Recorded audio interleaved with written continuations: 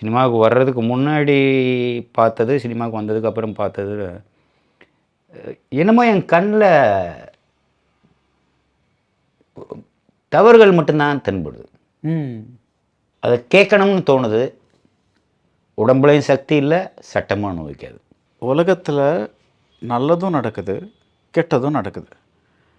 ஆனால் நீங்கள் என்ன சொல்கிறீங்கன்னா, அந்த தவறுகள் மட்டும் தெரியுதுன்னு சொல்கிறீங்க. அந்த நல்லதுகள் நடக்கிறது உங்களுக்கு தெரியறது இல்லையா? அது பார்க்க ரசிக்கிற மாதிரி இருக்குது, கேட்குறதுக்கு கண்கலங்கிற மாதிரி இருக்குது. கேட்டாலோ பார்த்தாலோ கண்கிற மாதிரி உணர்ச்சி வசப்பட்டு சில சமயங்களில் அழக்கூட செஞ்சிடுறேன். ஆனால் இதை பார்த்து நம்ம அழுதுட்டு போனோம்னா அது நியாயமே இல்லையே.